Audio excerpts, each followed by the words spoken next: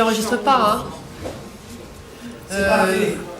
C'est parti. Pour vous avez tous l'habitude pratiquement ici, hein, vous savez qu'il ne faut pas, Cosette, si tu pouvais, voilà.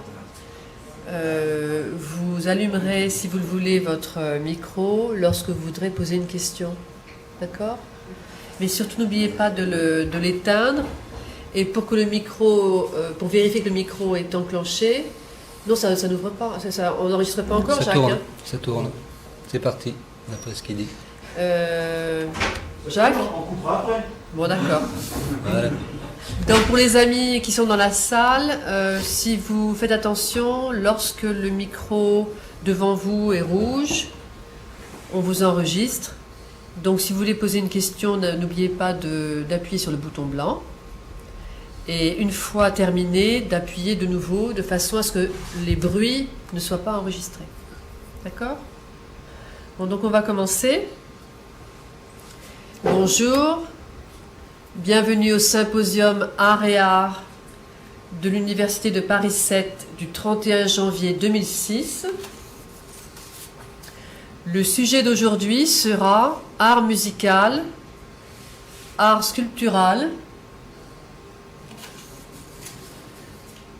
La question sera art sensoriel ou art intellectuel. Et nous avons comme invité Bernard Bachet et Michel Deneuve, compositeur-interprète. Alors, bonjour Bernard. Bonjour Lise. Donc, merci de venir à l'Université de Paris 7. Nous sommes sur le campus de Jussieu, tour 66, salle 4. Et Bernard, vous avez créé les cristals, ce qui est connu comme les cristals Bachet. Quelle est votre formation ? C'est-à-dire la formation n'a pas une très grande importance, c'est surtout l'historique qui est intéressant. C'est mon frère qui était en Amérique du Sud et qui jouait un peu de la guitare, et comme c'était pas commode à transporter, il a remplacé la caisse de résonance par une vessie gonflable. Et il pouvait donc dégonfler la vessie et plier le manche et mettre ça dans sa poche. Et il est revenu à Paris et il s'est dit pourquoi pas faire des instruments de musique. Donc lui a commencé comme ça, et moi je m'étais intéressé à l'époque beaucoup à la musique concrète. J'habitais les Landes à l'époque et j'écoutais beaucoup la radio. Alors on a commencé à travailler dans la cave chez ma mère et on a essayé à faire des manipulations.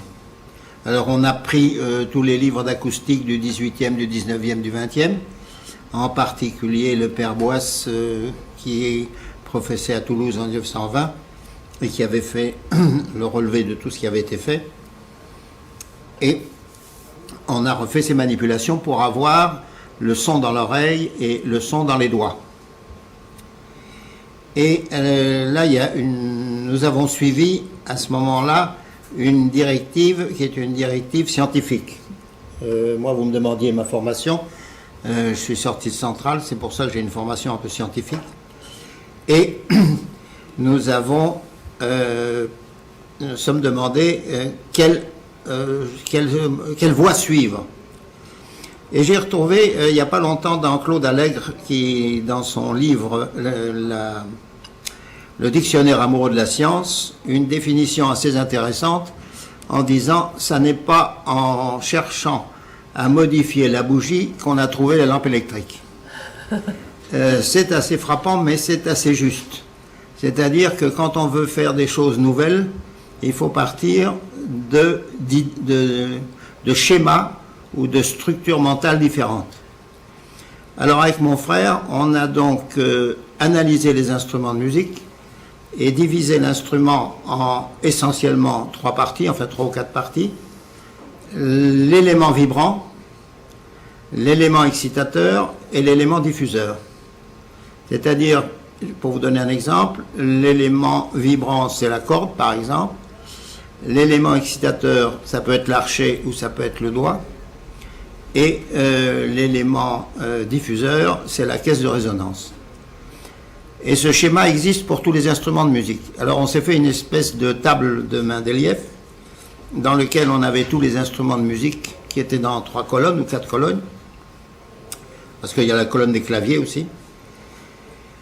Et on a vu les combinaisons qu'on pouvait obtenir. Et puis là, il y a une question d'intuition. On a éveillé nos manipulations avec le métal. Et ça a été une chance. Ça a été une chance et qui s'est révélée par la suite conforme à la définition que disait Einstein quand on lui demandait quelle va être la prochaine guerre. Il disait la prochaine, je ne sais pas, mais celle d'après, ça va être avec des arcs et des flèches. Eh bien, le résultat, c'est qu'on a eu 2 incendies dans notre matériel pour enfants, et notre matériel pouvait servir après l'incendie, évidemment avec quelques petites réflexions, mais il avait résisté. Il eût été en bois ou il eût été d'une façon classique, il aurait été complètement détruit. Bon, ça c'est un peu une histoire un peu drôle, si vous voulez, mais nous avons eu la chance de travailler dans le métal. Alors on a découvert, on a vu qu'il y avait dans l'acoustique une division de l'acoustique qui n'avait pas été utilisée pour les instruments de musique, c'est la verge encastrée. C'est-à-dire c'est une tige en métal qui est mise dans une plaque en métal lourde, de façon à ce qu'on puisse faire passer le son qui, dans le métal, dans la tige métallique, le métal est libre, c'est une grande vibration avec une faible pression, et à l'intérieur, dans la partie dure, il y a un changement de forme de la vibration, ça devient une vibration avec une forte pression et une très faible amplitude. Il y a donc une transformation d'impédance. En fait, il y a quand même une recherche, à la base de tout notre travail, il y a quand même une recherche, on peut dire scientifique.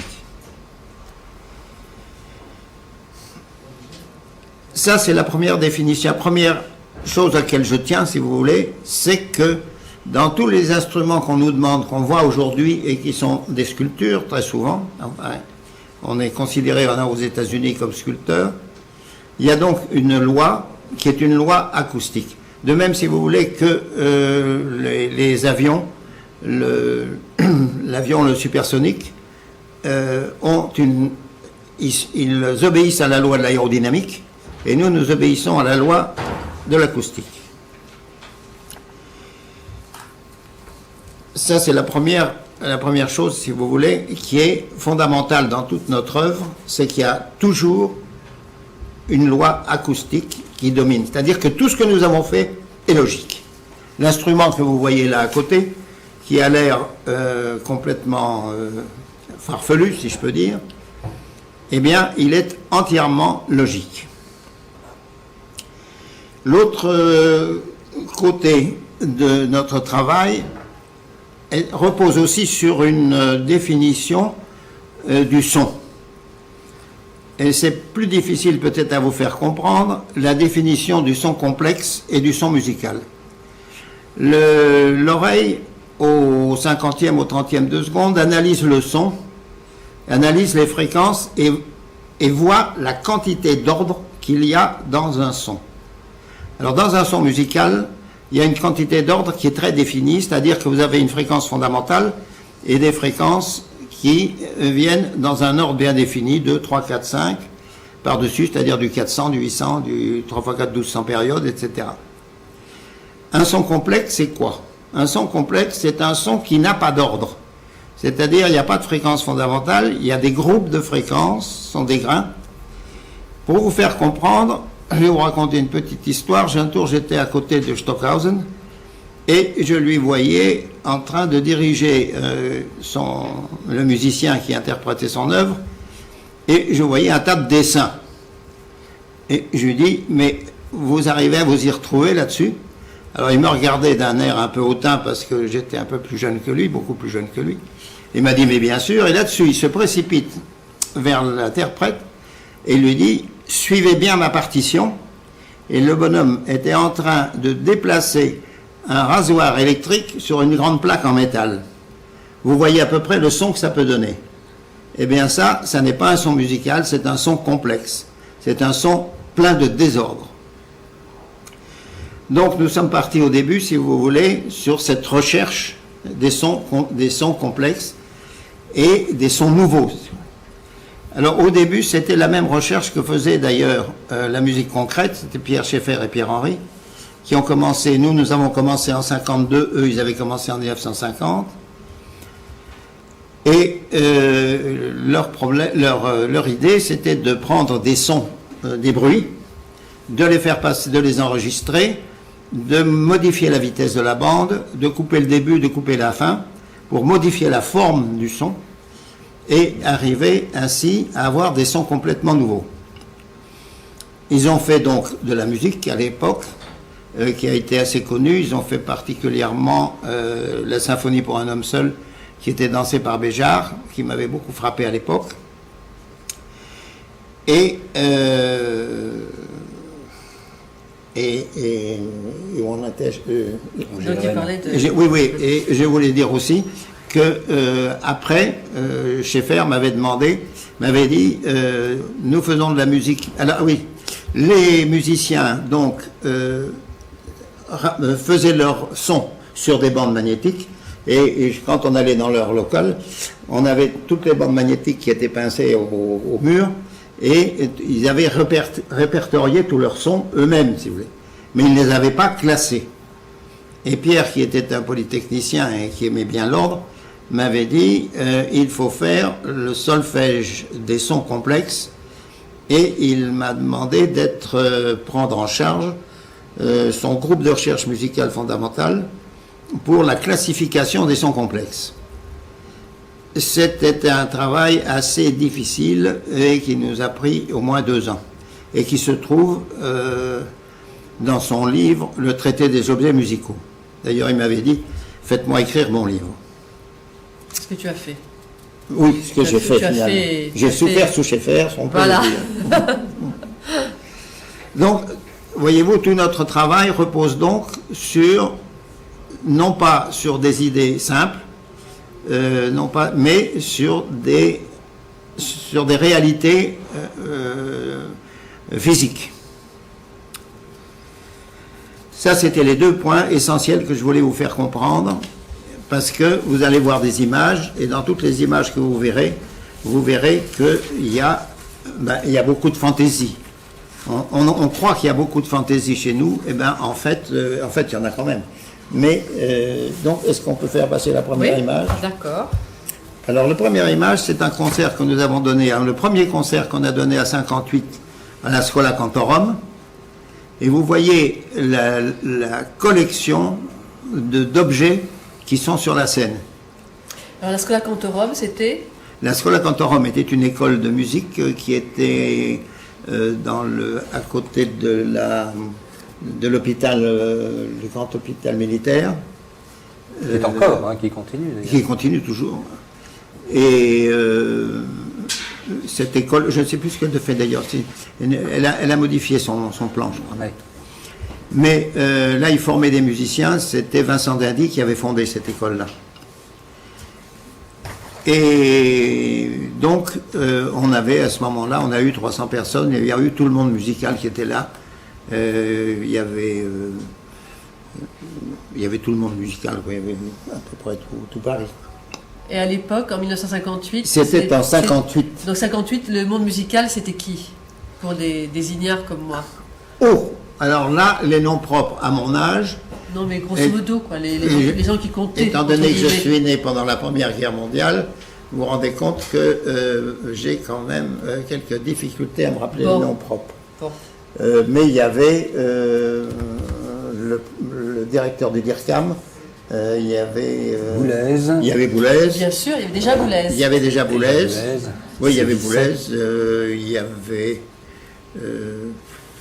Bon, il y avait déjà Boulez. Il n'y avait pas Cocteau, il n'y avait donc pas... Non, Cocteau, il n'y était pas. Cocteau, on l'a rencontré plus tard. Ouais.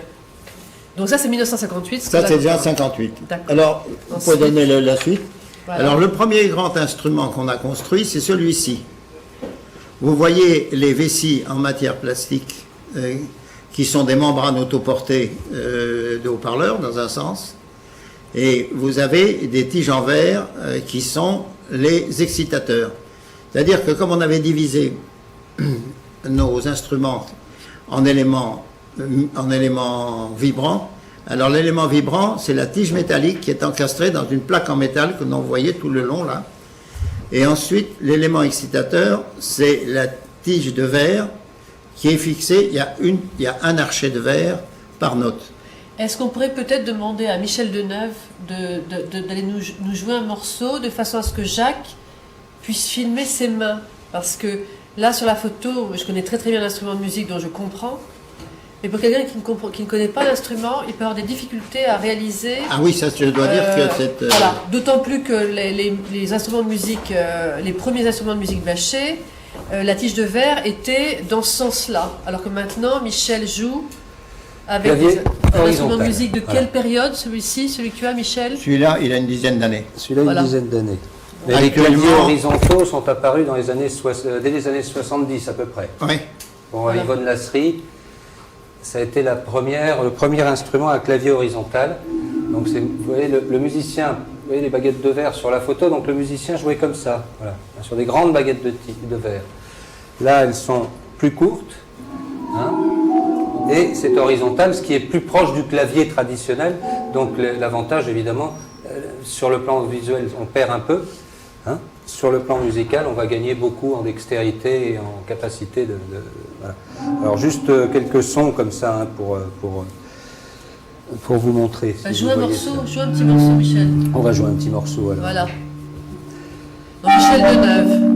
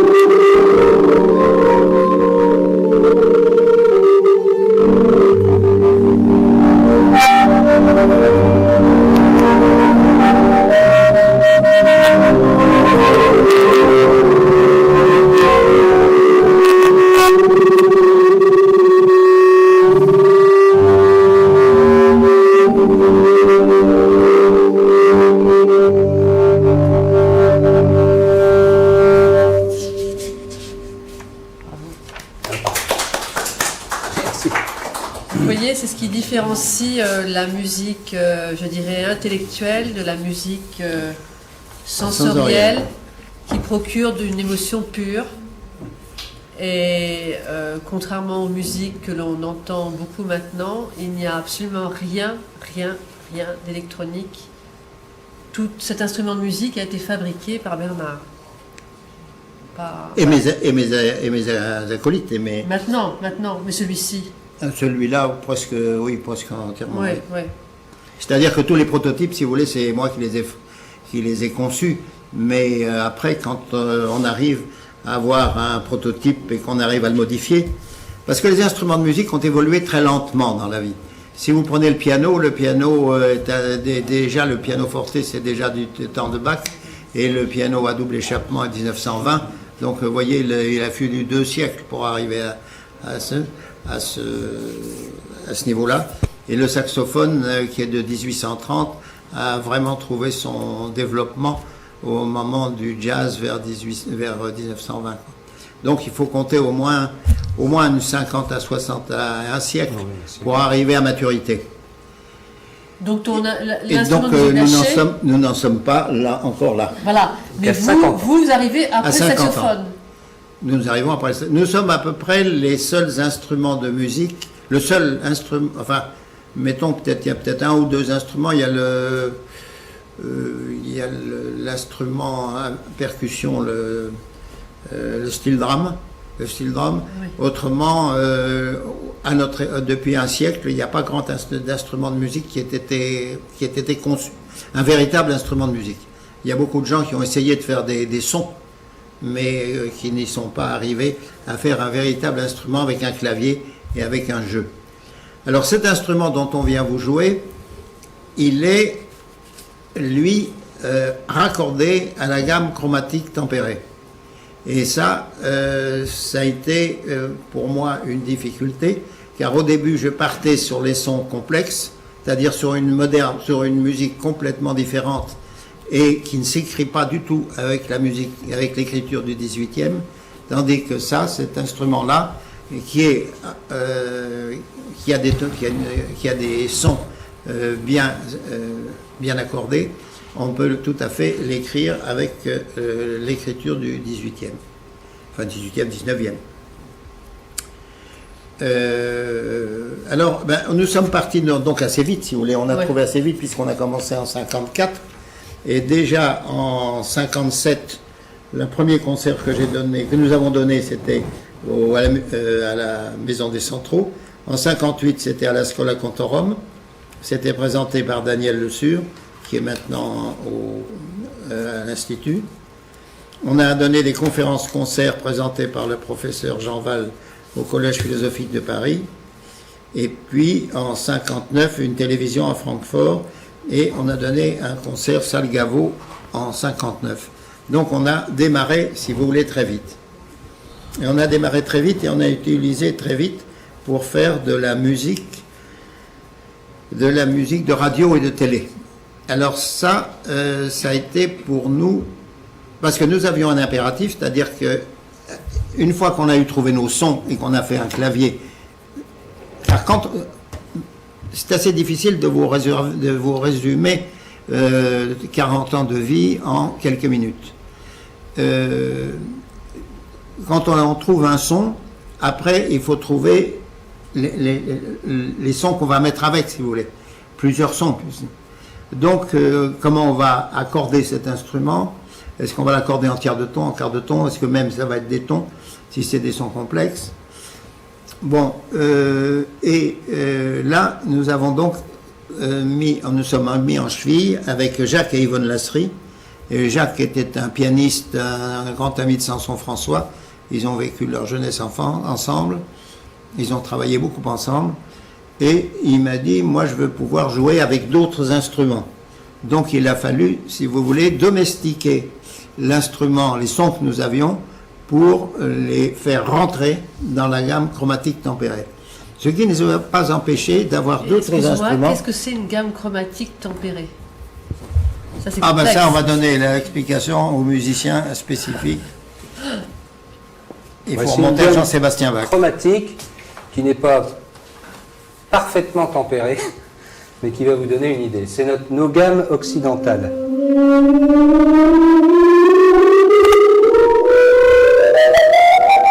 Etc. Hein, donc c'est toute la division du temps par demi-ton, hein, avec une fréquence établie, un son qu'on a établi, par exemple La, le fameux La est devenu l'étalon, hein, de la gamme tempérée, et c'est autour de cela qu'on a divisé les sons par demi-ton, hein, donc La, La bémol, Sol, Sol bémol, Fa, Mi bémol, Ré bémol, Do, hein, ce qui permet de faire toute la musique ancienne jusqu'à nos jours, en ce qui concerne la musique occidentale, sur des instruments qui peuvent être tempérés.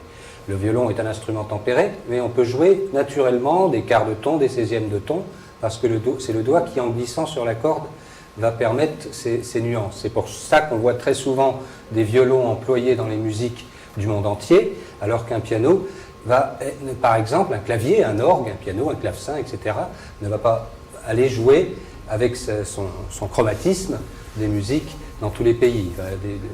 Certaines musiques, il ne pourra pas les aborder parce qu'il ne pourra pas faire ces choses-là. Voilà un petit peu l'histoire du chromatisme rapidement déterminée. C'est assez récent, hein, d'ailleurs, le chromatisme. Hein. C'est pas très très ancien dans l'histoire de la musique. Hein. Voilà, en 2 mots. Alors donc, désolé, je t'ai coupé. Non, mais je t'en prie, je pose des questions qui sont complémentarité. Alors, on a quand même conservé, on a quand même conservé des sons complexes. Je vous montre Oui, l'image suivante. d'accord. Là, vous avez donc au premier plan un cristal, le premier cristal. Il y en a, celui-là se trouve maintenant à Jérusalem, parce que je perds mes collaborateurs par mysticisme. Je ne sais pas si c'est les sons qui le font, mais Je pense que oui. Je pense que oui. il y en a une qui est devenue bonne sœur, une autre qui est devenue moine bouddhiste, et puis mon assistant est devenu écolo. Moi, je suis tombé dedans quand j'étais petit, donc ça va. Oui, mais oui, tout à fait, ça correspond. Hein. Ouais. Bientôt bonne sœur. Alors là, au premier plan, vous avez donc le premier cristal qui se trouve à Jérusalem et l'autre se trouve au musée de la musique de Bruxelles, le double. Et derrière, vous avez une percussion qui, elle, est une percussion qui n'est pas vraiment accordable. Et il y a des sons accordables, un peu accordables en haut et pas accordables du tout à la partie inférieure. Donc on a quand même conservé, si vous voulez, cette dualité du son musical pur et du son complexe. Alors, on peut passer J'aime bien montrer les images parce que je trouve que ça parle mieux. Ouais. Ça, c'est le premier cristal à tige horizontale parce que il jouait verticalement, ce qui était extrêmement joli, était très beau. Et puis, c'était très visuel. Mais ça posait des questions de doigté qui étaient très difficiles.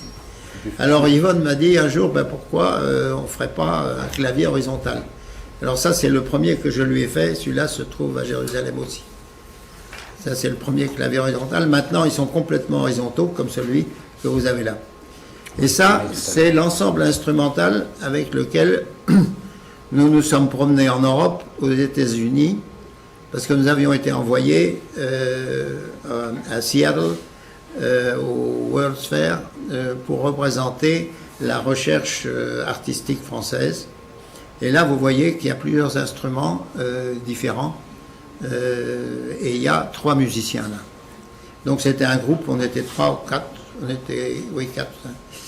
Et on a été envoyés là-bas, on est resté pendant un mois à Seattle, et on est descendu après à San Francisco, Los Angeles et New York.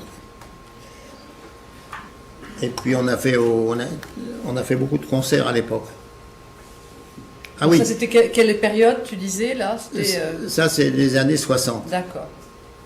Ah oui, alors ce que je voulais vous dire tout à l'heure, c'était que, quand j'ai hésité à parler, je ne trouvais plus mes mots, c'était que nous avons dû faire de Jacques Lasserie avec 4 enfants. Moi, j'en avais seulement 5. Nous avions le matériel à acheter. Il fallait donc trouver un financement. Alors, j'ai demandé des financements au ministère de la Musique, qui ont été très gentils, qui m'ont écrit une belle lettre en disant qu'ils n'avaient aucun crédit pour ce genre de travail, qui n'était pas du tout répertorié. Et donc, que je me débrouille tout seul. Alors on s'est donc débrouillé tout seul, c'est-à-dire que nous avons reçu aucune subvention pour toute la recherche instrumentale de la musique, comme ce que vous avez là. Je n'ai reçu de subvention que pour l'éducation musicale des enfants, que pour le matériel dont on vous parlera tout à l'heure, Oui, qui est venu beaucoup plus tard. Parce que comme la plupart de ce que nous appelons ici les artistes libres, tu as toujours travaillé, eu un deuxième métier. J'ai souvent eu un deuxième métier. J'étais un deuxième métier au départ, j'étais ingénieur, et puis après j'étais prof de maths, après j'ai été au groupe de recherche musicale, et après j'ai travaillé avec des architectes. Et puis oui, on s'est débrouillé. Voilà, parce que ce qui m'avait fasciné, c'est que très, très jeune, tu avais créé un appareil photo, par exemple. Oui, mais enfin ça c'est une annexe. Pour faire des... Oui, mais c'était une nouvelle technologie d'époque, pour faire des opérations chirurgicales. Des opérations chirurgicales, voilà. Oui, mais ça c'était avant. Ça. De façon à enseigner aux chirurgiens. Vas-y. Mon frère et moi, nous étions dans une très bonne famille. D'ailleurs, je vais vous montrer la dernière photo. Tu prends la dernière photo, celle-là. Celle-là, qui est connue. Donc, qui est connue.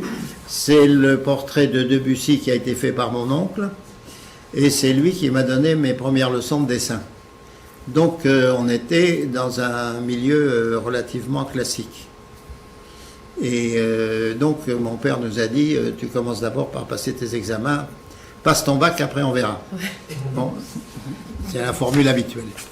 Et nous avons donc passé nos bacs, et mon frère a fait HEC, et moi j'ai fait Centrale. Voilà. Donc quand des personnes viennent nous voir en disant je ne sais rien faire donc je vais être artiste, je leur dis non. C'est pas le bon chemin. C'est pas forcément le bon chemin. C'est-à-dire que dans notre métier, il y a une partie d'intuition qui est très importante, il y a une partie imaginative qui est importante, mais il y a aussi une partie rationnelle, une partie... puis il y a surtout du travail. Quand on demandait à Bach comment vous avez écrit votre musique, il a dit du travail, du travail. Oui. Bon, alors ça c'est la première exposition qu'on a fait au Musée des Arts Décoratifs en 1964. Alors voyez-vous, ce sont des petits objets et qui ont été faits pour... car à l'époque, on cherchait donc un moyen de survivre. Donc on avait la musique, mais la musique était quand même un peu difficile. Donc on cherchait à faire des pièces qui puissent se vendre dans les galeries. Donc on a fait, là vous avez un ensemble de petites pièces, parce que nous avons appris à tordre le métal en faisant nos diffuseurs. Parce que j'ai été un peu vite au début pour les expliquer l'instrument de musique. Je vous ai expliqué la tige de verre que nous n'avons pas inventé, qui était employée dans le 18e, au 18e pour les laboratoires, mais qui n'était pas utilisé de la même façon du tout. Et puis le procédé acoustique pour lequel nous avions pris des brevets.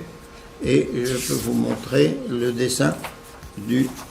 Attends, peut-être là, on peut lui montrer le graphique du principe acoustique. Oui.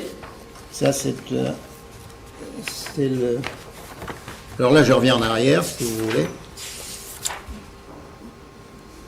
Vous voyez, non, on ne le voit pas très bien parce que, oui. Vous voyez la tige métallique qui est encastrée dans une plaque en métal. Vous voyez la tige de verre qui est fixée sur la tige de verre, sur la tige métallique.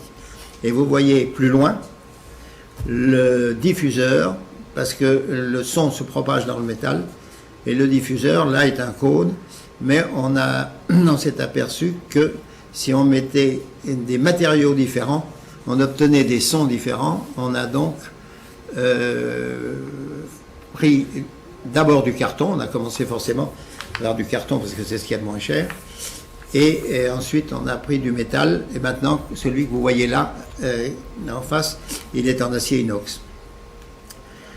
Parce que ça résonne et ça ajoute des fréquences sur la fréquence fondamentale qui est donnée par la tige de métal. Et alors, là-dessus, on a pris des brevets. C'est mon frère surtout qui était fanat là-dessus. Un peu plus haut, non Croquis là-haut. Plus haut, ben oui. Ça, c'est pour montrer l'encastrement. Ce qui se passe dans l'encastrement, mais vous ne voyez peut-être pas très clair. C'est pas très... c'est pas assez foncé. Vous le voyez ou non vous le voyez? Vous voyez, c'est l'encastrement, c'est-à-dire à l'encastrement, vous voyez les deux petites flèches. Vous voyez... Ici, là, oui, d'accord. Vous voyez là les deux petites flèches qui sont l'endroit où la vibration, où il y a la transformation d'impédance, où la vibration passe à l'intérieur de la tige métallique. On en a fait un au Japon où il y a 7 mètres entre la tige et le diffuseur pour montrer que la diffusion se faisait bien à l'intérieur du métal. Et alors, tu tournes la page. Oui. Et là, vous avez le dessin. Celui-là? Oui, là, vous avez le dessin du brevet américain. Alors, les brevets américains, les brevets allemands ne sont accordés qu'après 1 ou 2 années de recherche d'antériorité. Et ils n'avaient trouvé aucune antériorité sur cette façon de produire des sons.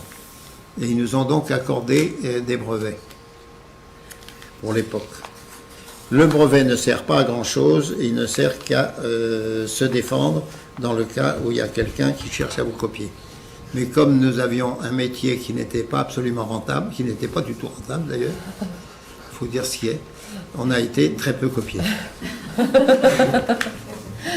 Il y avait une anecdote qui était intéressante lorsque vous êtes allé aux États-Unis. Il y a eu un procès parce que pour payer des taxes, Oui, parce que vos instruments de musique étaient considérés. comme instrument de musique. Comme des sculptures. Non, pas comme des sculptures, parce que la Voilà. sculpture à ce moment-là. Parce qu'il y a un il y avait amendement pas d'impôt. bâché maintenant aux États-Unis. Oui, il y avait un amendement antérieur déjà pour une histoire d'art moderne. C'était un perroquet, je crois, qui avait été peint en verre ou je sais pas quoi, un truc dans ce Il y goût-là. avait eu Brancusi aussi, l'affaire Brancusi. Et puis il y avait Brancusi avant. Hein, mais vous, c'était spécifique, c'est parce que vos instruments de musique étaient instruments de musique et sculpture. Sculpture, voilà. Donc ils ont voulu vous taxer Ils ont parce voulu que nous taxer comme instrument de musique. voilà, et non pas finalement, comme œuvre d'art. Non, pas comme œuvre d'art. Voilà. Et il y a eu une très longue procédure et finalement il y a eu un amendement bâché qui prévoit qu'une œuvre sculpturale peut être aussi un instrument de musique. Ben, ce qui nous a aidé, c'est d'être accepté au musée d'art moderne, Voilà. au MoMA, En 1965. en 65, oui. Mais parce qu'il faut savoir que les frères Bachet, donc Bernard et son frère François, sont les artistes qui ont eu l'exposition la plus longue au Musée d'Art Moderne de New York en 1965, avec 4 mois d'exposition personnelle, et que le Picasso lui-même a eu que 6 mois. Donc numéro 1 Picasso, numéro 2 François Bernard Bachet. Il faut quand même le savoir, c'est important. Mais donc- nous n'avons pas du tout les prix de Pas Picasso. du tout. Pas du tout, pas du tout. Ça, pas du tout, du tout. Bon, ça, c'est un morceau aussi au musée des arts décoratifs. Alors là, ce sont des pièces justement de son complexe. Là, vous avez le premier piano qui avait été fait, Ah oui. qui depuis a été coupé et puis a été refait par un facteur de piano dont nous avons ici la représentante. Pierre Malbos. Pierre un Malbos, facteur de piano. qui a essayé de refaire un piano avec celui-là qu'on a coupé en morceaux, qui est resté 20 ans ou 30 ans dans mon grenier. Et puis... bon, Et ben celui-là, voilà. celui-là c'est quoi? De quoi? Celui-là, c'est la percussion. D'accord. Bon, parce que celui-là est une percussion, il y a une percussion qui a été exposée au Musée international de Bruxelles. Donc Bruxelles, c'était dans les années 60, je ne sais pas combien. 60... dans les 61, 62. 32, peut-être. Ouais. 32, ça me dit quelque chose. Après, ben, des images, parce que les images, c'est chouette. Ah d'accord, oui, d'accord. Les images, c'est chouette. Ça, c'est une sculpture qui est plus ou moins sonore, c'est-à-dire qu'elle est sonore en sens qu'il y a des cordes et que c'est une espèce de harpe. Au fond, c'est une petite harpe qui fait des sons assez particuliers. Alors Vous comme vous le voyez voyez, les instruments sont très beaux, comme vous le voyez. Et le paradoxe, c'est que Bernard disait tout à l'heure qu'afin d'élever, de s'occuper de sa famille, il fallait bien qu'il travaille. Donc il s'est tourné vers le marché de l'art. Et là, je crois que c'est Denise René qui lui a dit que les critères qu'ils avaient, ils étaient trop originaux, c'est ça? Ben, elle a dit oui, c'est trop compliqué votre affaire, il y a trop de choses à faire là-dedans, moi je ne peux pas vous suivre, parce qu'il y avait des concerts, il y avait la musique, il y avait l'éducation, il y avait des expositions, il y avait un certain nombre de choses, et puis il y avait de la recherche, il y avait beaucoup de recherche, et puis elle a dit derrière nous, je crois, enfin mais ça je ne veux pas être méchant, que nous n'étions pas des artistes mais des artisans. Alors, la définition d'artiste et d'artisan est une définition très dangereuse parce que quand on est artisan, ça vaut 10 fois moins qu'un artiste. C'est-à-dire votre prix est divisé par 10. Alors, si vous êtes classifié dans les artisans, c'est assez ennuyeux. Mais c'est surtout parce que c'était pas, comment dire, un produit commercial. Non, parce que c'est utilisable. À partir du moment où vous faites une sculpture qui peut faire de la musique, vous êtes à ce moment-là facteur d'instruments de musique et vous n'êtes plus sculpteur. Donc si vous n'êtes plus sculpteur, vous n'êtes plus dans les prix de la sculpture, mais dans les prix de la facture instrumentale. Si je peux me Et permettre pourtant, une petite pardon précision, Oui. c'est vrai que à cette époque-là déjà, et c'était relativement récent, on avait cette volonté de cataloguer, de mettre des étiquettes sur tout. On pouvait être sculpteur, mais pas facteur d'instruments, ou facteur d'instruments, mais pas sculpteur. Mais les deux, c'est trop. On a vu ça beaucoup dans la musique aussi, où les instrumentistes se sont tellement spécialisés qu'on est pianiste ou on est compositeur, mais on ne peut pas être les deux. Hein. Donc, vous êtes connu comme pianiste, c'est très bien, mais comme compositeur, ah non, vous êtes pianiste, vous n'êtes pas compositeur. Alors qu'avant, il n'y avait aucun problème de cet ordre-là. Et je crois que le fait Quand tu dis avant, tu veux dire historiquement? Historiquement, ça date de, allez, on va dire, à partir du début du siècle dernier. Ça a commencé à peu près à cette époque-là, mais avant, les compositeurs étaient tous des musiciens et des interprètes. Il n'y avait aucun souci jusqu'à nos précontemporains. Et même chef d'orchestre. Le métier de chef d'orchestre, c'est l'un des derniers qui arrive. Hein. C'est jusqu'à la fin du 19e, c'est quasiment le bâton qu'on frappe. Hein, encore, hein. On commence à faire ça, mais donc le métier de chef d'orchestre... Et Lully en est mort d'ailleurs. Lully en est mort, il s'est tapé sous le pied, c'est tombé. En se frappant le pied. Enfin voilà, c'était une petite précision intéressante, c'est parce que là, il s'agit vraiment non plus de personnes visées particulièrement dans le domaine de l'art ou de l'artisanat, mais il s'agit vraiment d'une forme de... Non, c'est pas Denise René qui est mise en cause, pas du tout. C'est le marché, entre guillemets. Quoi, il faut choisir. Maintenant, il faut être musicien ou compositeur, il faut être sculpteur ou facteur d'instruments, mais on ne peut pas être les deux. Et je pense que vous avez plein d'exemples dans la tête sur plein d'autres choses. Oui, justement, ça. Ce qui est intéressant, c'est qu'on voit que les choses se répondent dans le monde de l'art. Hein. Donc, on a un peu toujours les mêmes schémas. Donc, bon, on peut prendre la suivante. Voilà. Et peut-être qu'après. C'est un ballet qu'on avait fait. Un ballet qu'on avait fait pour les arts décoratifs, ça. Non, en 68, c'était en 68 pour le Salon des Arts Décoratifs. Et c'était un ballet dans lequel toute la musique était faite avec nos instruments.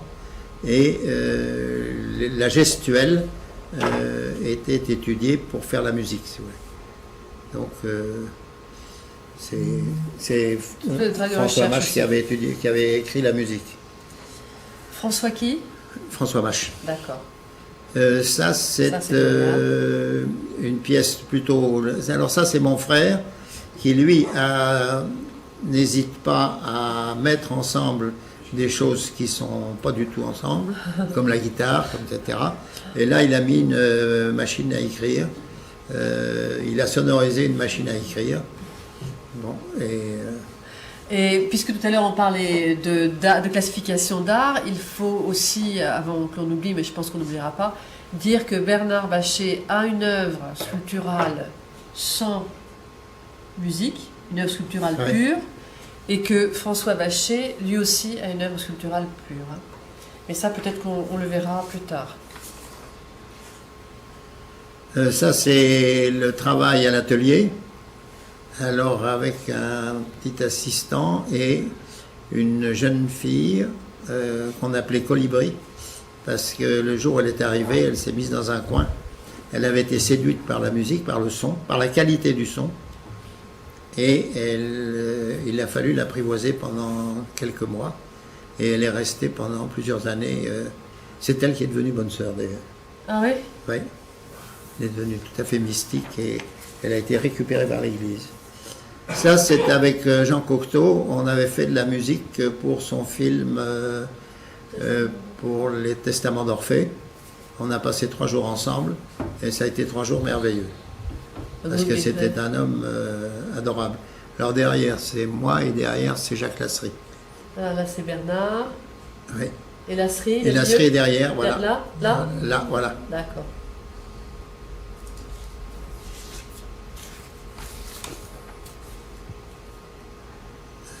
Ça, c'est une première exposition. Alors, à partir du moment où on a fait l'exposition aux arts décoratifs, on l'a fait en même temps d'ailleurs que l'Op-Art, et les musées internationaux sont venus voir et nous ont invités. On a été invités à Helsinki, on a été invité à Stockholm, on a été invité à Oslo et on a été invité aussi à Cologne. Et ça, c'est une vue d'une exposition dans Cologne. Au devant, juste devant, la pièce qui est devant, C'est une pièce qui avait servi pour le ballet qu'on vous a montré tout à l'heure. Ce sont 2 tôles avec des fils d'acier quand on passe dedans qui se mêlent et qui font donc un très joli son. Enfin, joli son, qui font un son. Ouais. Parce que, Ce sont des instruments qui sont vraiment magnifiques à voir. ce qu'on a essayé toute notre vie, c'est de faire des sons purs. C'est difficile de dire ce qui est un son pur, mais des sons bien déterminés et des sons qui soient extrêmement agréables à l'oreille. Alors ça, c'est l'ensemble instrumental qui s'est promené à New York, qui s'est promené aux États-Unis. Tout à l'heure, je vous avais montré l'ensemble. C'est les mêmes musiciens d'ailleurs, mais c'est pas tout à fait les mêmes instruments. Mais là, vous voyez pas très bien peut-être le détail. J'essaie de faire un peu. Non, non, C'est c'est-à-dire, facile, hein. c'est pas très facile. Et ça avait été donné à l'Alliance française. Et il y a derrière, on voit l'ombre. Ouais. De façon, ça, c'était un cristal qui avait été modifié. Le deuxième type de cristal. Le premier était avec des vessiers en matière plastique. Et là, ce sont des cônes en espèce de carton. Là, on va montrer des œuvres, justement, comme on dit. Alors tout à ça, l'heure. ce sont des œuvres qui sont plus des œuvres de galerie. Celle-là a été exposée à New York, oui. Et puis il y en a... voilà. Donc, alors, on a appris à tordre le métal pour faire des diffuseurs. C'est-à-dire, pour faire des diffuseurs, on s'est aperçu que si on mettait une tôle qui n'était pas pliée, ça vibrait, ça vibraillait, et on entendait le son de la tôle qui vibraillait. Et c'est pas ce qu'on cherchait. Nous, on cherchait au contraire à avoir une addition de fréquences. Et on s'est donc aperçu qu'il fallait tordre les tôles. On a donc appris à tordre la tôle pour lui donner une courbe de réponse, assez spéciale. Alors je ne vous explique pas ce que c'est qu'une courbe de réponse. Ceux qui connaissent les haut-parleurs connaissent la terminologie. Et vous avez pratiqué donc la technique de l'origami, c'est ça? À votre façon. On a fait à notre façon, oui, c'est-à-dire qu'on a plié des tôles pour avoir des formes différentes. Vous allez en voir plusieurs d'ailleurs. Ouais, c'est une forme d'origami, quoi. Sauf que c'est très difficile à faire, parce qu'il y a des choses parfois très... Après ça, c'est une exposition aux États-Unis, c'était en Allemagne, ça non, c'était pas peut-être Stemfly, celle-là, non? Non, elle est à Chicago. Chicago. Ça, c'est une explication à Chicago. Alors, vous voyez, c'était des pièces. Il y avait des grandes pièces qui ont servi un peu d'instrument de musique, et puis des petites pièces. Et là, vous avez à gauche un morceau de clavier de piano avec une tôle. Ouais, c'est une gauche. Ouais, à gauche, ouais. Ouais, on le voit bien là, maintenant. Alors, si je peux préciser un truc, c'est que Bernard vous parle de la façon dont il plie ses tôles, mais regardez par exemple cette tôle qui fait partie. Alors celle-là en plus elle est très épaisse, c'est du 10e, donc c'est quand même un inox assez épais, qui va moins métalliser, qui va plus cuivrer. Hein. Plus il est fin, évidemment, plus il va. Hein. Et vous remarquez qu'il n'y a aucune soudure, rien n'a été fait en dehors des mains.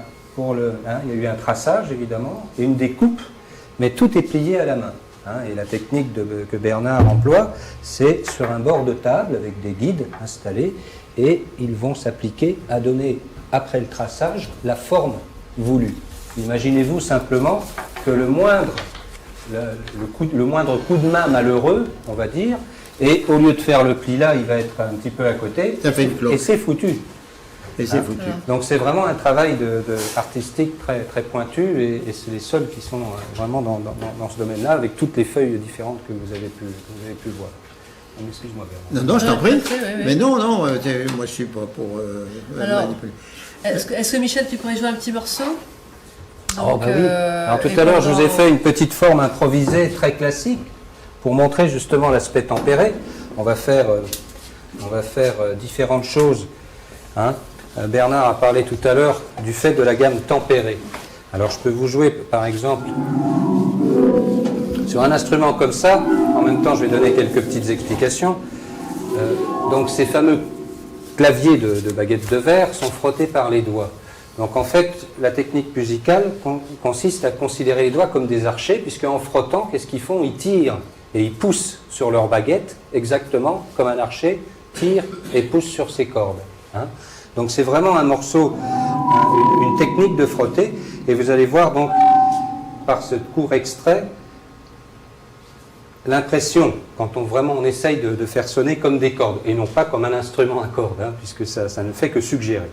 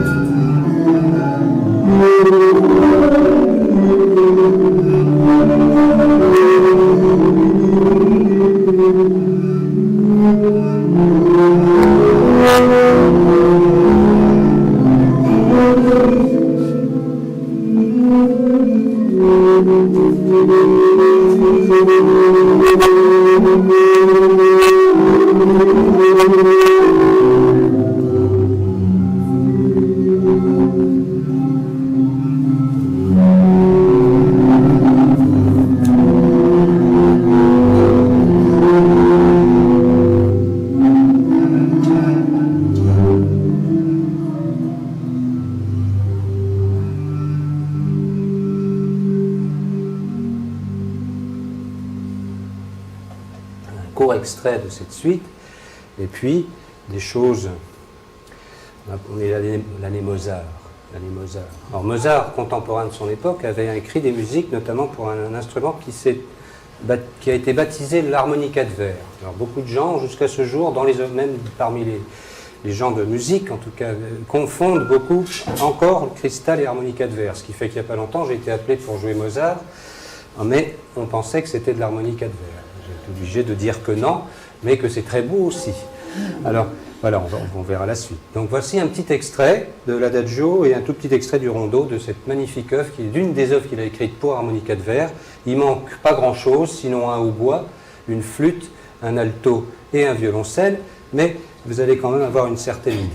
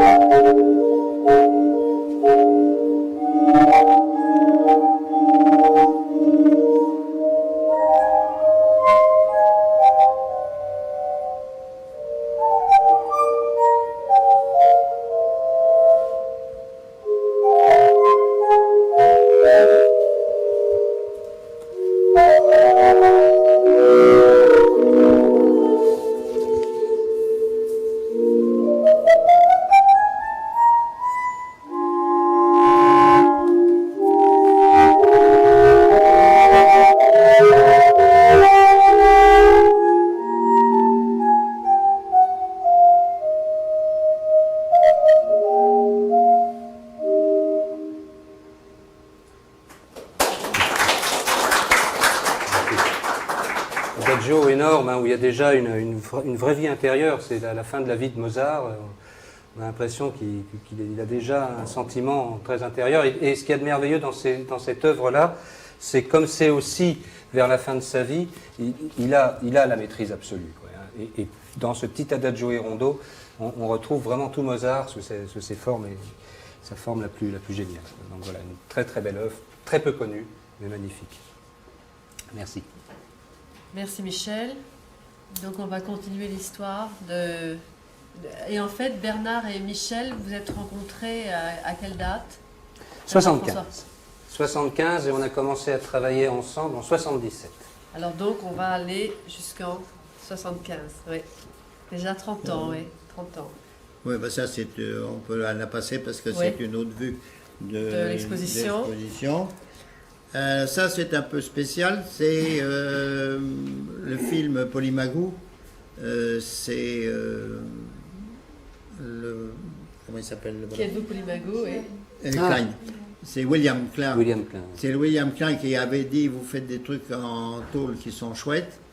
Et alors j'ai envie de faire un film sur la mode et de montrer des robes qui sont belles et importables. Et si bien que nous avons fait 18 robes, là il n'y en a qu'une parce que je ne vous ai pas apporté les autres. Mais elles seront dans les actes, on essaiera de mettre toutes les robes. C'était un mannequin remarquable. Magnifique, Et ouais. on s'est aperçu d'ailleurs que ces robes ne pouvaient être portées que par des femmes tout à fait remarquables. Parce qu'on a voulu les montrer après plusieurs fois. On les a montrées à Berne, on les a montrées à Bruxelles. Et les femmes les portaient beaucoup moins bien que ces modèles qui étaient... ça, c'était le modèle numéro 1 international à l'époque. Et c'était à la galerie... C'était pas à la galerie, hein? Non, et elle s'était montrée aussi à une galerie, on voyait à New York. Ah, peut-être. Oui. Enfin, ils sont au musée du costume. Il y en a une partie à le musée du costume. On s'est beaucoup amusé à les faire et on a trouvé que les modèles étaient beaucoup plus agréables à vivre que les musiciens. Oh oui! Ils sont souvent plus jolis aussi que les musiciens. Pas simplement plus jolies, mais elles avaient un caractère beaucoup plus agréable que les musiciens qui nous demandent toujours quelque chose. On dit oui, mais vous comprenez, je voudrais un son un peu plus sucré, ou je voudrais, oui, mais alors là, je peux plus faire ça, alors, etc. Ou là, je voudrais une note de plus, ou, etc. Ou alors, cette semaine, il y a un gars qui est venu et qui nous a dit je voudrais un cristal, mais je voudrais un cristal pour jouer comme une fanfare dans la rue. Alors, je voudrais pouvoir le porter comme ça et jouer comme ça. Et ben on lui a fait. On lui a fait. Mais avec peu de notes. Mais peu de notes, mais il va le prendre dans un mois. Non, c'est... Tu l'as fait, t'as trouvé on l'a fait. Ça, c'est une idée qui courait depuis longtemps. Ça, je suis content qu'elle soit faite. Bon, ça, c'est un instrument à percussion qui avait été fait à l'époque, en 60, ça c'était en 62-63. Percussion à Et ça, c'est une exposition qui a lieu à Berlin, au musée de Berlin, c'est pas l'Académie der Kunst. L'Académie der Kunst, oui, merci. Voilà. Ça, c'est au Japon. Au Japon, Takemitsu nous avait demandé de remplir, enfin, de faire un certain nombre d'instruments pour le pavillon de l'acier pour l'exposition internationale de 70. Et c'est mon frère qui a été passé 6 mois là-bas et il a rempli entièrement le local. Et ça, c'était un énorme vibra. C'était des visiteurs. Il y en a une autre derrière, je crois. Non, si, il y en a une. C'est ça? Non, c'est pas ça. Non, ça c'est François en train de travailler. C'est mon frère en train de travailler avec Colibri. Dans la maison mère. Rue de Jean de Beauvais. Rue Jean de Beauvais, voilà, dans le 5e. Donc dans le arrondissement, avec ici. C'est pas loin, là. La maison mère. C'est un lieu culte. Ouais. Ouais. Où c'est toi qui as inauguré à partir des années 50 aussi les repas. Alors c'est François, ça. Ah, je crois que c'était Non, Bernard. non, Non, c'est c'est Bernard François. qui a commencé. Non. Non, c'est François. Bon, les repas où des gens du monde entier Oui. viennent Table ouverte. partager le déjeuner. Voilà. Table ouverte, François disait toujours, table ouverte tous les jours, sauf le dimanche, parce que le dimanche, je déjeune avec Bachet. Il parlait lui-même.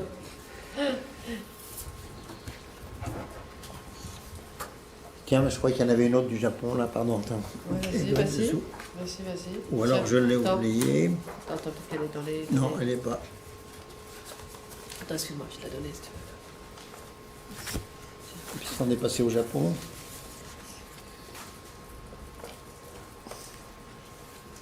Ben non, elle n'est pas. Je sais pas où elle est. Elle s'est perdue dans la préparation. Ça, c'est la pièce qui nous sert de Qui mesure combien, à peu près? 4 mètres de haut. Voilà, pour se rendre compte. 4 hein. mètres de haut et qui avait été fait pour le Salon des artistes décorateurs. Et c'était le gars qui avait fait tout un auditorium pour une peinture payée par la Maison de la Peinture. Et il nous avait demandé de remplir l'auditorium par un instrument dont il avait fait une maquette qui n'était pas exactement celle-là, mais enfin, c'était pas tellement loin. Et on lui avait fait, je lui avais fait ce truc-là. Truc-là. Ça mètre combien? 5 mètres de haut? C'est à 4 mètres de 4 haut. mètres de haut, ouais. Là, au plus, hein, à la pointe de la tringle. Ouais, 4 mètres. C'est 4 mètres, hein, ouais. Ah, je suis un peu marseillais. Ah, c'est déjà quand même 4 mètres, c'est C'est impressionnant. pas hein. mal, ouais. Celle-là, ça c'est une tôle à voix, c'est une tôle, c'est-à-dire j'avais une jeune femme qui jouait avec Ravi Shankar et qui jouait du tempura, et puis elle est repartie là-bas. Elle était moitié, enfin elle parlait très bien l'hindi, mais elle n'était pas française. Et alors comme on improvisait rue Jean de Beauvais ensemble tous les samedis avec la Sri, j'ai voulu remplacer sa tempura, et on a donc fait un instrument qui est une grande tige avec 4 cordes derrière, une corde devant, et qui a une tôle devant, cette grande tôle. Les grandes tôles qu'on a exposées dans des églises, comme l'instrument que vous avez vu tout à l'heure, et on a donné des concerts à Cologne, à Saint-Peter, et le gars nous a dit ce sont des objets de culte. J'ai eu la chance d'en exposer une aussi, de Oui, la voir. c'est Ouais. vrai. Elle fait combien de mètres Elle fait 2 mètres, C'est ça. 2 mètres 20 de haut. Ouais, Alors vous chantez dedans et ça transforme complètement la voix. Il y a un petit truc à avoir quand même. C'est pas- ça c'était un instrument pour New York, c'est une boule de cristal. Vous voyez, il y a la boule de cristal au milieu. Et puis, eh ben, je ne sais pas ce que c'est devenu cette pièce. Cette pièce a été démontée à New York pour être mise dans une caisse et elle ne m'est jamais revenue. Alors, il y a un certain nombre de pièces comme ça qui se sont perdues dans les transports. Et c'est l'éphémère, l'intemporel. ouais. Comme ça. Là, vous avez une fontaine. Alors, à partir d'un certain moment, on a cherché, parce qu'on travaillait avec des musiciens, mais on s'est mis à travailler avec des architectes qui nous ont demandé de faire soit des fontaines, soit des beffrois. Ça, c'est une fontaine qui a 3 mètres de haut. Alors, mon frère s'est spécialisé dans les fontaines. Moi, j'ai pas voulu à cause de l'entretien. Parce qu'après, il y a tout l'entretien qui est assez ennuyeux. Et François avait pas mal formé Paul Bury. Paul Bury qui est assez connu. Oui. Connu pour ses fontaines d'ailleurs. hein. Ah, ça, c'est possible qu'on on s'est il bien avait connu formé Bury beaucoup, à New York. Il est possible qu'il soit. Ça, c'est l'intérieur. C'était une exposition qui avait lieu à New York. Et ça, c'était une pièce qui était à vendre. Celle-là a été vendue, je crois. Je me souviens plus ce qui a été vendu, ce qui n'a pas été vendu. Bah, tu peux tourner la page, vous pouvez tourner Ouais. la page peut-être. Vas-y, voilà. Voilà. Bah, c'était une série de pièces qui étaient à vendre. Donc une partie a été C'est à vendue. Londres, ça, entre autres, cette une La petite là qui est en bas à droite là, elle a été perdue dans un Merci. transport. Oui. Mais c'est bon à savoir parce que ça Celle-là, on l'a ça jamais vient revue. d'archives visuelles. Eh ben oui, Si c'est vous une retrouvez un caisse jour, qu'on n'a jamais retrouvée. Celle-ci alors. hein. Une caisse qu'on n'a jamais retrouvée entre New York et Paris. Jacques, C'est important ça, tu vois, ça où j'ai Cyril. Bien, voilà, je bouge pas. Tu retiens très bien, merci. Merci Cyril. Et j'en montrerai de nouveau une autre, qui est celle avec le cristal, qui était aussi perdue, ce que tu as dit. Hein. Ouais. Voilà. Elle Je peux enlever... D'accord, merci. a été démolie. Celle-là a été démolie, je crois. Elle est magnifique. Hein. Ah, c'est très Ben oui, je l'aimais bien. Ouais. Et quelle était la taille pour son compte, la dimension à peu Elle près avait, c'était un peu plus grand que ça. Plus grand que ça. Ouais, oui, comme ça, oui. Ouais. Eh bien, oui. Et tout, ouais. Donc le centre, le disque au milieu tourne. Hein, et On tourne et ça faisait de la musique. Ça faisait des sons, si vous voulez. Ça, c'était une exposition chez Stemfly. L'autre aussi, c'était chez Stemfly, à New York, c'était dans la 4e, enfin, Oui, ça a l'air... au centre de New York. la galerie. Dans le le 77e. 77e Street. Oui, c'est vers Madison. Madison, Ouais, voilà, c'était à côté de Madison. Ouais, Enfin, dans le quartier chic, quoi. Dans ouais. le quartier chic. Quartier de grandes Pas loin galeries. de la 5e avenue. Voilà, exactement. Et là, aussi, Là, on avait commencé à percer, si je peux dire. Le métal. Non, Non. à percer dans le milieu des collectionneurs. Et puis, je ne sais pas ce qui s'est passé. Moi, je suis revenu. Enfin, vous le verrez après. Celle-là, elle est chez moi, ça. Je l'ai ramenée chez moi. Et Et celle-là, celle-là, ça, c'est c'est grand, un grand cristal Oui, qui fait 2 octaves superposées l'un sur l'autre. Et qui est-ce que vous voyez là? Oui, oui. Pour la section de la salle. En plus, Les internautes pour cet verront écran-là, il y a plutôt beaucoup de lumière. l'écran, donc ce ne sera pas pareil. Pour cet écran-là, ça va, mais pour celui-là, il y a trop de lumière dans la salle. C'est ça. Est-ce que vous préféreriez qu'on l'éteigne, non? Après, c'est pour les caméras, j'imagine. Oui. Il y a besoin de lumière. Bon, ça, c'était un concert à New York, dans une galerie à New York. On était deux, on était 3. Avec un Canadien d'ailleurs. 1970. Oui.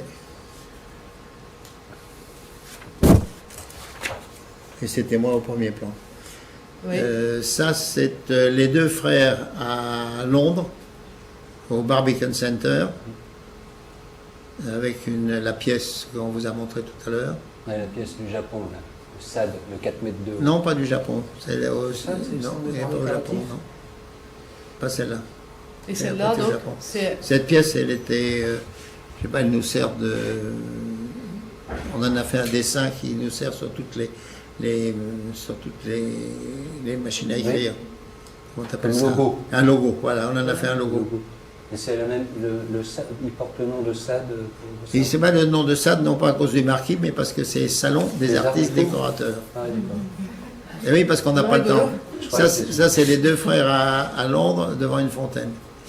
Oui, parce qu'on n'a pas le temps de donner les noms à nos trucs. Et alors, La fontaine de tout à l'heure. on donne le nom du musicien qui s'en est servi, ou Oui. bien Là, c'était au Barbican Center, Barbican Center. Ça. à Londres.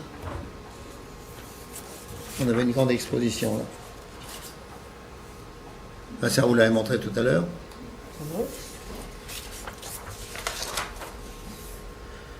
Et ça, c'est un concert que nous avons donné au Musée d'Art Moderne de la ville de Paris. Nous étions, on était 6 au moins sur scène. Oui. Et il y avait la tôle à voix, il y avait Annick qui chantait dans la tôle à voix. Il y avait toi. Il y avait un chanteur aussi. Théo un autre Michel. chanteur. Moi, Alors- je suis au fond, au centre. Ah, d'accord. Alors, À ce qui côté nous de la intéressait, gauche de Bernard. ce qui m'intéressait moi plus particulièrement dans le genre de musique qu'on faisait là, c'est une musique qui était programmée mais qui n'était pas écrite. Pourquoi? Parce que les interprètes, comme Deneuve, utilisaient les instruments d'une façon que je n'avais pas prévue, ce qui permettait de progresser. C'est-à-dire que si on restait dans un cadre bien étroit de ce qui était déjà programmé et prévu avant, ben, on reproduit. Et moi, je n'aime pas du tout reproduire. Ce que j'aime, ce qui m'intéressait plus particulièrement, c'était l'imagination Et il faut à ce moment-là des interprètes qui sont à moitié compositeurs, qui sont compositeurs aussi. Parce qu'on avait donc un schéma de musique avec des passages qui sont bien étudiés pour passer d'un moment à l'autre.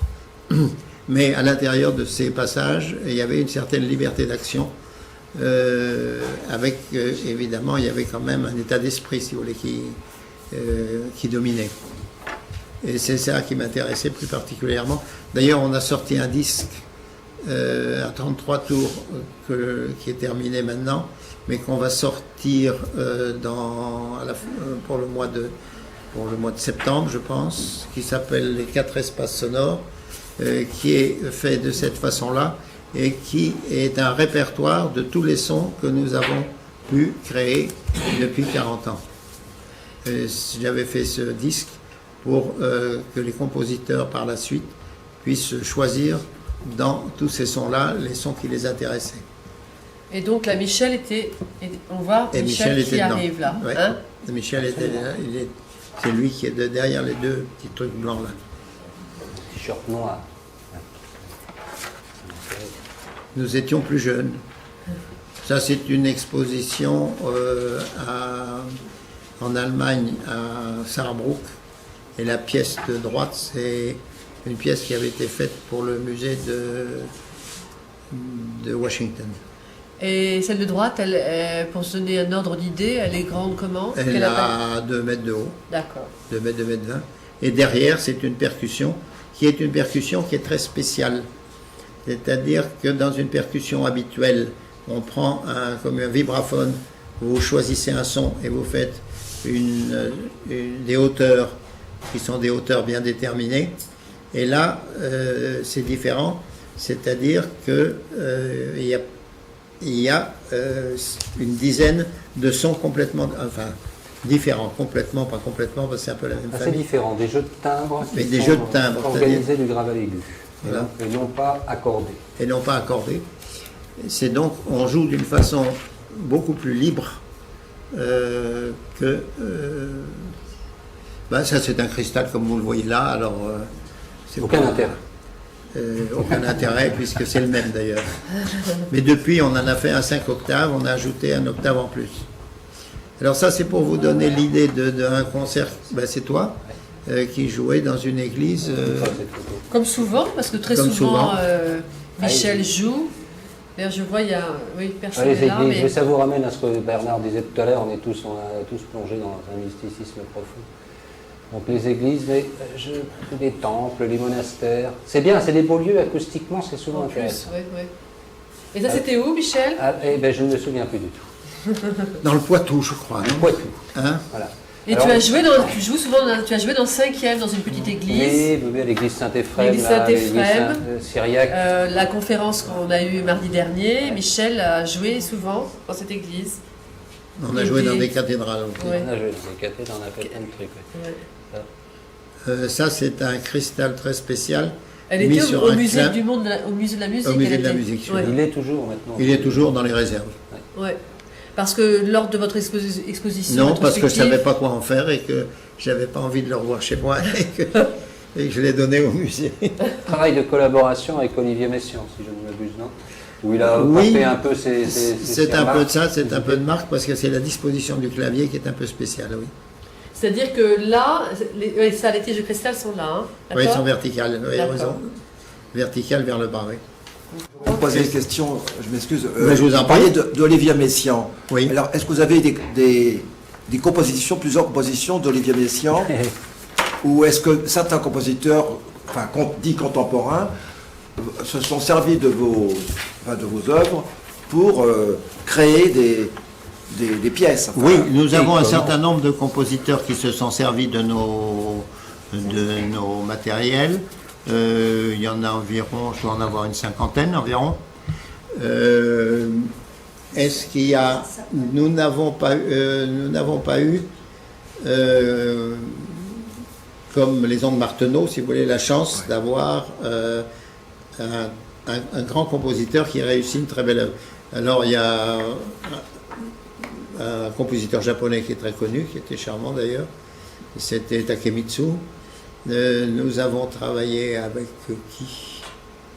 Alors, il y a les noms dont je me souviens plus très bien. Ce sont des bons musiciens, si vous voulez, mais qui n'ont pas, qui sont pas des numéros 1, si vous voulez. Oui, mais par exemple, Michel Deneuve est un grand compositeur, encore méconnu, mais... Numéro 2. Mais parce que... Oui, non, mais en effet, c'est tout le problème de l'art connu du grand public, et ce que j'appelle l'art authentique, qui va être le grand art de demain. Mais alors on peut arriver justement à un problème qui est suivant. Par exemple, si on parle de Michel Deneuve, compositeur et aussi interprète, parce que Bernard Bachet est très modeste, mais il faut dire qu'en 1958, il a quand même eu le Grand Prix du disque, Ouais. et qu'il y a énormément de disques qui ont été faits. D'ailleurs, j'aimerais qu'on va essayer de prendre les pochettes des disques, parce qu'ils sont tous épuisés, pour, dans les actes d'art et art, avoir au moins un historique. Et je me permets de vous montrer, parce que je réitère, j'estime que Michel est un grand compositeur méconnu. Non, j'insiste lourdement. Et je vous connais depuis des années, et j'avoue que nous sommes toujours confrontés à ce problème du marché et de la création. Hein. C'est-à-dire que moi-même, j'ai essayé de vendre des CD magnifiques de Michel, et tout le monde me disait c'est magnifique, quand c'est magnifique ce concert, mais en fait il n'y avait pas l'impulsion qu'on aura en écoutant un Jean-Michel Jarre qui, ma foi, c'est la grosse caisse, c'est l'électronique, mais il y a tout un marketing derrière qui fait que les gens se ruent sur ce genre de musique. J'en ai fait un pour Jean-Michel Jarre spécial. Un cristal spécial pour Jean-Michel Jarre. Et alors Il s'en sert, oui, il s'en sert. Il arrive. Il s'en est surtout servi pour prendre des sons, pour enregistrer des sons et ensuite les... Ah oui, c'est qu'il n'est pas capable de faire un concert. Ah si, il en a joué en direct, mais, Oui, mais non, pas il n'est comme pas... Michel. Très peu, oui, très peu. Ah non, pas comme Michel, non. Il ne peut pas. Hein. C'est normal, ça. C'est normal. Parce C'est que- comme quelqu'un qui aurait fait 3 mois de piano et qui veut faire un concert. Je veux dire, Ah, c'est c'est sûr. un instrument qui s'apprend et qui a les mêmes exigences que tous les autres instruments.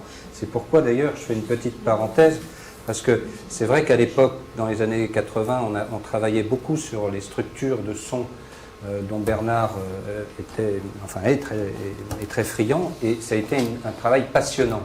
Mais lorsque j'ai vraiment rencontré le cristal, pour moi, c'est poser la question, je pensais que beaucoup de gens allaient m'apprendre, une technique instrumentale. Je ne savais pas, moi, encore, je connaissais très peu de choses.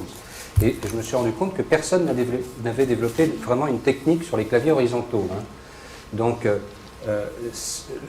très vite s'est posé pour moi la question de savoir si vraiment, pressentant les possibilités de cet instrument, si vraiment j'allais me mettre à ce travail de faire en sorte que cet instrument soit reconnu comme instrument de musique et non plus comme partie d'un certain nombre d'instruments. Donc je me suis mis au travail à ce moment-là. C'est la seule chose que je peux revendiquer, c'est d'avoir vraiment développé une technique qui a permis à des tas de gens qui disaient à l'époque c'est très beau mais c'est très limité, de ne plus voir ses limites, et donc 10 ans après pratiquement de voir les premiers cristallistes qui ont commencé à jouer, ou en venant prendre des cours avec moi ou en jouant de leur côté. Et aujourd'hui, donc, il y a école, il y a conservatoire, il y a plusieurs cristallistes qui jouent, et on continue à travailler pour se développer. Il y a des méthodes qui voient le jour, il y a plein de choses comme ça. Donc c'est tout ça aussi qui m'a amené à être un compositeur finalement assez atypique, c'est-à-dire de mettre le cristal au service de toutes les musiques, et non plus de le resserrer sur un seul choix musical. J'ai écrit des musiques très contemporaines, mais j'ai aussi interprété, j'ai écrit beaucoup d'études de formes classiques pour cet instrument, qui le ramènent aussi à l'envie pour les gens de jouer tout de suite, de venir. Parce que c'est pas évident, si vous voulez enseigner un instrument et le faire connaître, le faire rentrer dans le monde de la musique, si vous jouez uniquement des choses très contemporaines, c'est très passionnant, mais je ne sais pas si les enfants d'emblée de jeu vont venir. Par contre, s'ils reconnaissent des choses qui sont plus faciles, alors ils viennent, et dans l'approche musicale après, on peut montrer tout de suite l'ambitus entre la musique ancienne et la musique même d'avant-garde, mais au départ, les enfants vont être intéressés évidemment par des choses qui, comme les comptines, comme les chants pour enfants, et tout ça, chantent. Et c'est un instrument qui peut faire, et je vais le faire tout à l'heure, qui peut dégager, même avec un clavier tempéré, des choses très avant-gardistes, continue à pouvoir le faire, mais c'est un instrument qui a un chant absolument prodigieux, qui chante magnifiquement, hein, et ça, ça aurait été dommage de ne pas lui exploiter ça. Exploiter cette chose. Michel, est-ce qu'on pourrait faire la chose suivante? Excuse-moi Bernard, je t'interromps. Michel, mais est-ce qu'on peut faire la chose suivante? Là, j'ai montré donc les CD, par exemple La vie de Marie, c'est comme un opéra pratiquement, hein, non? Non, je dis souvent c'est une forme d'oratorio, mais en fait c'est pas un opéra ni un oratorio, c'est la vie de Marie, ce sont des poèmes de Rilke. Et le festival Art et Lumière de l'abbaye de Fontevraud m'avait commandé cette musique sur les poèmes de la vie de Marie de Rilke, dit à l'époque par un comédien qui s'appelle Zygmunt Blazinski. Et quand le disque a été produit, chose que je ne savais pas, j'attendais pas, on m'a proposé, j'ai proposé gentiment, Simone Valère, cette comédienne énorme, la femme de Jean de Sailly, qui a enregistré la voix. Voilà.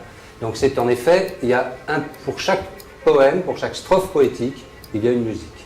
Et là, qui est d'ailleurs de forme beaucoup plus, assez contemporaine, hein, en tout cas la plupart des tableaux.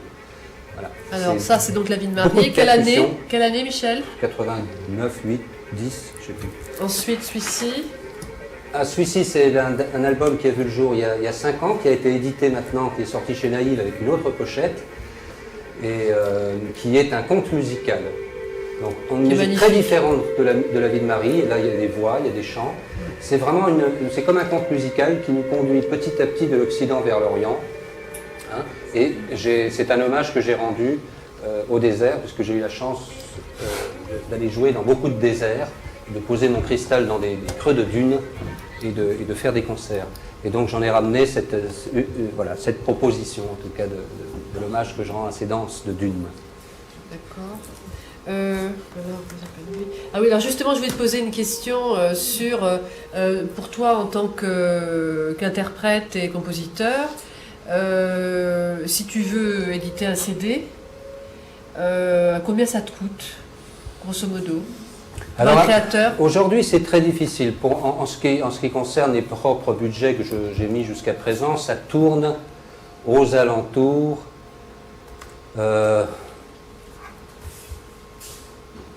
de 10 000 euros pour faire un disque. Maintenant, les choses ont beaucoup évolué. 10 000 euros, c'est-à-dire, vous savez qu'on est... Michel, tu en fais combien pour 10 000 euros? Pour 10 000 euros, on a 1000 CD. Enfin, je veux dire, c'est un peu compris dans le prix, c'est-à-dire jusqu'à 1000 CD. Hein, pour 1000 CD, voilà. Mais ce qui coûte cher, c'est pas de sortir les 1000 CD, c'est évidemment de payer les musiciens, si tant est qu'on ne mette pas de synthétiseur et qu'on ne fasse pas tout chez soi. C'est de payer les frais de studio donc inhérents à ça, et c'est de fabriquer la pochette. Voilà, c'est ça qui coûte cher. Après, une fois qu'on a fait tout ça, eh bien, on en sort 1000 parce que, évidemment, c'est moins cher que si on en sort 500. Enfin, vous connaissez le principe du commerce, hein, bien sûr.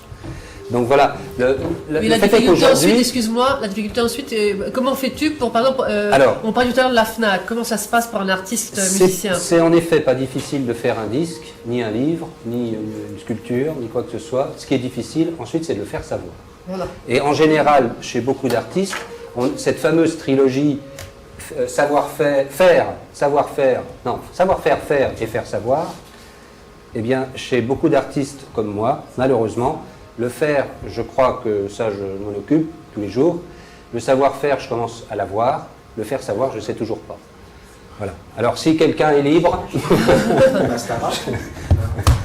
Mais voilà, la Starac, c'est... Je suis nettement moins bon, en effet, que beaucoup de mes confrères pour ce genre de choses. Mais c'est devenu de plus en plus difficile parce que aujourd'hui, si je veux que ça se sache très vite, il faut que j'induise ma musique vers ce qui va être immédiatement accrocheur par la plupart des médias qui font, je dis bien la plupart, hein, et pas tout ça, mais qui sont en charge de la popularisation rapide d'une chose qui va évidemment être populaire que si elle a une chance d'être très rapidement commerciale. Alors je vais reprendre cette phrase que je sais que Lise aime beaucoup, où je disais, jusqu'à une certaine époque, on avait moins de soucis pour ce genre de choses, parce que le commerce, dont je viens de parler, tout ce qui était générateur, l'art était générateur de choses commerciales. On faisait des belles créations, l'art était souvent en amont de tous les processus qui suivaient après. Hein. Et aujourd'hui, on a un peu l'impression que c'est le contraire, c'est-à-dire que c'est le commerce qui est en train de diriger la façon dont il faut faire les choses, aussi dans le domaine artistique. Et malheureusement, si ça peut être bien, moi j'ai rien contre la Starac, c'est pas le problème. C'est contre le principe, si la façon dont c'est fait. Ça, bon, mais bon, c'est pas le sujet. Ce qui est très dommage, c'est qu'on ne voit plus que ce genre de choses. Donc il manque un énorme angle d'ouverture possible sur des chaînes, des chaînes médias, quelles qu'elles soient, radio ou télé, à des heures d'écoute qui soient quand même relativement normales, hein, pas à minuit ou à 1h du matin. Il manque énormément de choses, d'autres domaines, que ceux de la Starac ou de ce genre de choses. C'est ça que la Starac, c'est très bien, il en faut pour tous les goûts, mais il n'y a plus que ça. Donc, on va vers une uniformisation de la culture. Toutes les musiques, moi qui voyage, qui ai la chance de voyager dans le monde entier, même quand je vais voir mes amis asiatiques ou africains et que je leur dis, mais je voudrais jouer avec des musiciens locaux, c'est-à-dire de vos traditions, ils arrivent avec les guitares électriques, les batteries, les machins, et là, je leur dis, bah, écoutez, je trouve ça super ce que vous faites, c'est bien, mais c'est pas ça que je cherche. Voilà. Donc c'est ce drame qui est peut-être là, qui durera le temps qui durera, comme tout passe, mais à l'heure actuelle, je crois qu'on en est un petit peu là. Et la phrase que tu disais, que j'ai retenue, j'ai recité dans certains livres, c'est avant l'art crée l'argent, maintenant l'argent crée l'art. Voilà, c'est Voilà. un peu ça, c'est directement ça. Malheureusement, dans bien des cas, c'est ce qui se fait dans l'art qui est popularisé, qui est rendu public. Un peu dommage. Bon. Voilà. Donc, on va peut-être continuer. Mais merci Michel. Je vous en Tu prie. nous joueras un petit morceau encore. Hein. Oui, bien on va sûr. continuer avec donc, toute cette œuvre extraordinaire de notre ami Bernard, qui nous montre que même les sculptures bâchées peuvent... Ça, c'est un beffroi dans la banlieue parisienne. Cergy. Cergy, du côté de Cergy-Pontoise. Ils avaient fait la tour et ils m'ont demandé de coiffer la tour et puis de faire une horloge. Alors, Et l'horloge aussi, c'est toi. Et l'horloge, non, l'horloge, je l'ai fait Ah non, mais par un horloger. d'accord. quoi. Mais tout le reste, c'est moi, oui. D'accord. Alors à la base des grandes tôles, c'était des énormes cloches, c'était des fonds de cuve, hein, et qui Et ça sonnaient aussi, donc c'est un aux truc heures, pour un architecte. aux heures de cloche. C'était pour une école. C'était pour une sonnerie pour une école. Alors, on a travaillé pas mal pour des architectes. Mais là, je vous montre que des... Ah, ça, c'est une sculpture qui va dans toutes les expositions. Ça, c'était un musicien du GRM qui m'avait demandé à ce que la chanteuse puisse se mettre derrière la tôle, qu'elle puisse pousser les tôles pour apparaître et qu'elle puisse jouer des instruments, des tiges de verre une fois que les tôles étaient ouvertes. Donc, vous voyez les nombres de questions qu'on peut nous poser. Ah oui, c'est ça. Vous êtes Bernard tout à l'heure. quoi. Comme j'ai vu c'est qu'on pouvait un intervenir, compositeur très connu, hein. comme j'ai vu qu'on pouvait intervenir à propos du beffroi, là, quelles ont été vos relations avec Chauffer? Avec Nicolas, Oui, très bonne. ben, développez un petit peu. Oh, Et ça se ressemble, juste le beffroi, ça serait... Pas pareil. Vous savez, on se voyait dans les expositions, on s'est vu un peu en dehors, mais très peu. On avait le même mécanicien, parce que quelquefois on avait des choses mécaniques à faire, et à Montreuil, je voyais le mécanicien, et il me disait, ben oui, j'ai travaillé la semaine dernière pour Nicolas, il me dit, ben cette semaine, vous allez travailler pour moi. Donc, parce qu'il y avait des pièces, si vous voulez, qu'on avait besoin de faire par des mécaniciens, qu'on ne pouvait pas faire nous. On faisait nous-mêmes, mais que ça demandait trop de travail, si vous voulez. Non, c'était de très bonnes relations. Une très bonne relation avec sa première femme aussi, Oui, qui a travaillé avec lui. Quoi. qui a travaillé beaucoup avec Oui. lui et qui l'a beaucoup Bien aidé sûr, au départ. Bien oui. sûr. Comme ta femme Marguerite. Comme Marguerite. Voilà. Ouais. Donc, ça, c'est une classe. Ça, c'est à un deux. problème très particulier. C'est à New York qu'on nous avait demandé de participer à un programme qui était Learning to Read Through the Arts et qui était patronné par le Guggenheim Foundation. Et c'était la réinsertion des Noirs américains. Donc, on a travaillé 2 ou 3 ans là-bas, 3 ans d'ailleurs, à leur apprendre à lire soit par la musique, soit par la photographie, soit par le dessin, soit partout, n'importe quoi. Et là, on a travaillé là-dedans. Et là, j'ai appris mon métier de pédagogue parce que les Noirs de la banlieue américaine, ça n'est pas du gâteau. Et ça, c'était une classe dans un bâtiment qui était... Classe à New York, tu as marqué là. oui, à New York, mais c'était... Numéro 16. C'est ce que oui, j'ai comme information. c'était à Roosevelt Island. Ah oui. Alors là, c'est tout un travail que nous avons fait quand on est revenu, parce que à New York, ils nous avaient demandé d'y rester, seulement les voyages étaient quand même chers, et ils n'avaient pas tellement d'argent, parce que c'était une fondation pour nous payer les voyages. C'est quelle Alors, fondation, c'est ça là? Je sais même pas. fondation, je sais pas, j'ai le papier à lettres. Ouais, d'accord, ouais. Et c'est après que tu as créé les alors, structures? quand je suis revenu en France, j'ai créé des petites sculptures qui sont comme ça, parce qu'avant c'était des grandes sculptures, et on s'est aperçu que c'était trop important pour les enfants, si bien que on les a, les cônes qui étaient à l'extérieur, comme celui que vous voyez ici par exemple. Michel? Juste le positionnement. Alors vous voyez, ben ça c'est un instrument de musique. Aussi étonnant que ça puisse paraître. Ouais. Alors, je peux témoigner, en On est 1992, S'amuser. j'avais organisé les Olympiades des Arts avec le Comité national olympique. On avait notamment montré l'instrumentarium, c'est comme ça qu'il s'appelle, au CNIT. Et ce qui était absolument frappant, c'est que les enfants, c'est les jeunes qui avaient moins de 15 ans, à partir du moment où ils voyaient les structures, ils se ruaient sur les structures et automatiquement jouaient de la musique sur les structures. Pour eux, c'était devenu quelque chose de très très familier. Et à partir de 35-40 ans, là, c'était déjà... les gens étaient moins comment dire, pour eux, c'était moins leur quotidien. Hein. C'est très intéressant. Alors, on l'a produit artisanalement, si vous voulez, presque industriellement. C'est-à-dire, il y a 300 ou 400 centres en France qui en ont. Il y en a plusieurs en Espagne. Il y en a en Belgique, il y en a en Allemagne, il y en a au Mexique, il y en a au Canada. Alors, ben on a montré un disque tout à l'heure, Oui. pour vous montrer qu'on peut faire de la musique avec. Car la musique, si vous voulez, c'est un son complexe, et le problème, c'est la manipulation du son. Si vous manipulez le son,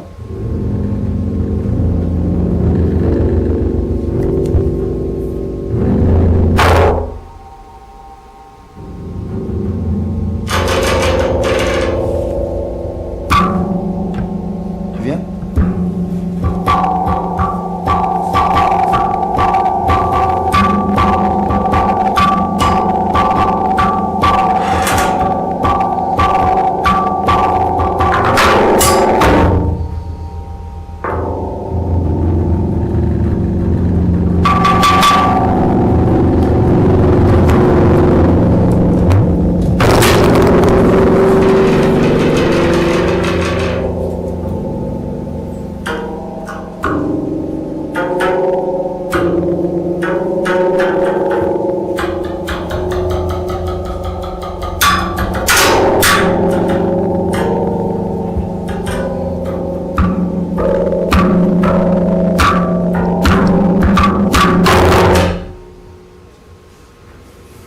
C'est la première fois qu'on joue tous les deux ensemble sur ce truc-là.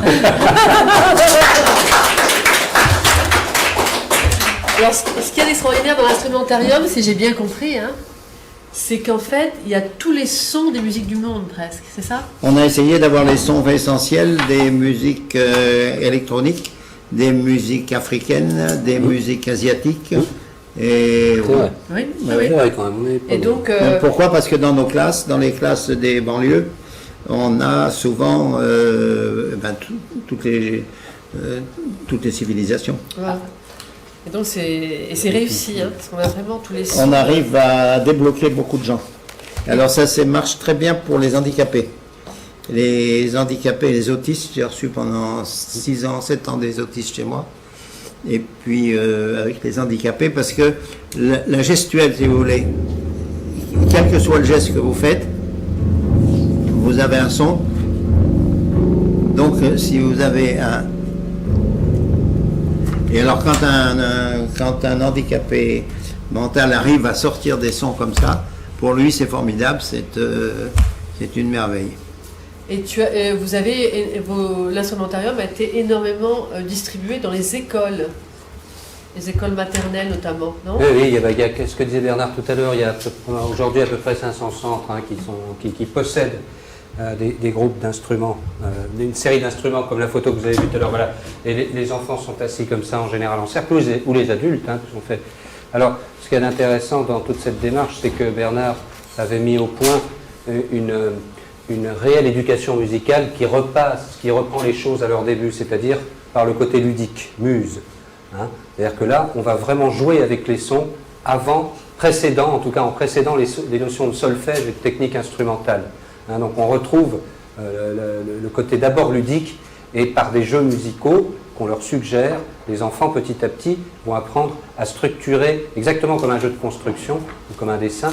Ils vont au début simplement calme, puis après pas. Et là avec les sons, ils apprennent à structurer petit à petit leur forme sonore, ce qui est très important parce que évidemment ça structure en même temps leur écoute. Et ça, exactement comme pour le dessin, ça va structurer les formes ou pour les jeux de construction. Donc ça a été, je crois, vraiment fondamental, et c'est pour ça que l'éducation nationale s'est beaucoup intéressée à cette réalisation de Bernard. On a fait beaucoup de choses, on a lancé ça en France dans les années 80, et ça a été très rapidement finalement un assez gros succès. Oui. Alors ce qui est intéressant, c'est qu'en fait les deux frères, donc il y a Bernard Bachet qui a donc travaillé énormément pour les enfants autistes, comme il disait, pour les enfants handicapés, pour l'éducation musicale au niveau de l'enseignement en France.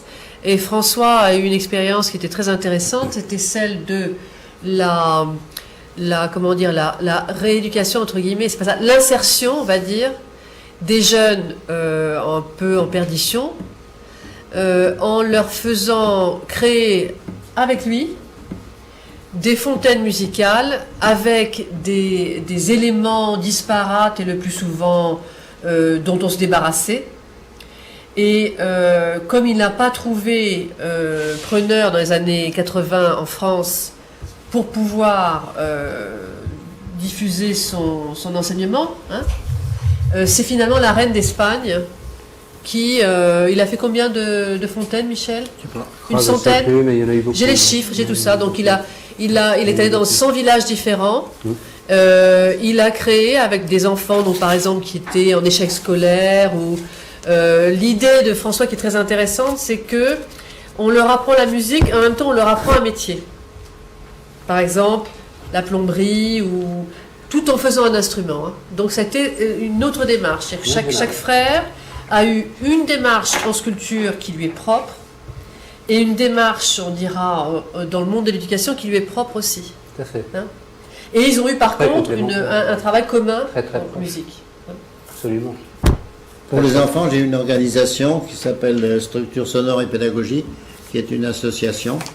On touche environ nous-mêmes 10 000 enfants par an. Et comme il y a des centaines de centres en France qui s'en servent, ça fait donc des milliers et des milliers de gosses. Ce qu'on leur apprend, on leur apprend à écouter le voisin et à jouer ensemble. C'est fondamental. Alors après ça, on leur apprend à construire. Construire un morceau musical est un grand mot, mais construire quelque chose avec des sons. Et tu me disais qu'en fait, la musique que tu aimerais créer, c'est une musique que tu as encore dans ta tête, c'est-à-dire que tu tends vers... Oh, je tends, à mon âge, est-ce qu'on tend encore quelque chose? Oui, bien sûr, oui. Bien sûr, ça, oui. Ça. On est fait pour 1120 ans, donc ça va. Disons que je n'ai pas réussi à faire la musique que j'avais entendue, si je peux dire, quand on a commencé. C'est-à-dire? Quand on a commencé, j'ai entendu des sons, et j'ai entendu des sons qui s'assemblaient les uns avec les autres, et je me suis dit, c'est la musique que je ferai dans 20 ans, et puis je n'y suis pas arrivé, parce que j'étais obligé de faire autre chose. Oh, mais en même temps, la musique sur les Christelle Bachet, c'est magnifique. C'est une musique opératique. C'est tous les jeunes qui sont derrière moi qui le font maintenant. Oui, mais grâce à tes instruments. Oui. Alors, Michel qui va nous jouer un morceau qui va être un des bah tiens. tiens. Un des tiens peut-être, non? Allez. Oui, Alors, ouais. une création de, Ah ben, de Michel. on va décliner justement, je vais continuer à faire des petites plages improvisées parce qu'on parlait de compositeurs tout à l'heure, il y en a beaucoup, même dans les contemporains, on a le pape de la musique spectrale qui a écrit pour le cristal. Hein. Et Satie, tu as joué beaucoup du Satie Satie, aussi. je joue beaucoup Satie, là, on recule dans le temps, enfin, Satie est très beau sur le cristal, et ça c'est magnifique. Et donc il y a des compositeurs comme Horia Radulescu qui ont écrit des œuvres, il y en a beaucoup, il y en a pas mal de compositeurs moins connus peut-être, mais aujourd'hui le répertoire s'étoffe. Hein. Alors vous voyez qu'on peut même aussi se servir de baguettes parce que toute la mécanique acoustique telle que vous les avez vues sur les photos a été laissée volontairement par François et Bernard visible.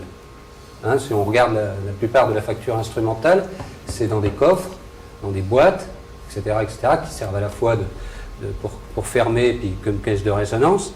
Là, ça aurait pu le faire aussi, mais non. Donc choix très très bien aussi, esthétique, mais aussi pour pouvoir avoir les éléments métalliques tout de suite sous la main et donc décliner sur des choses plus percussives.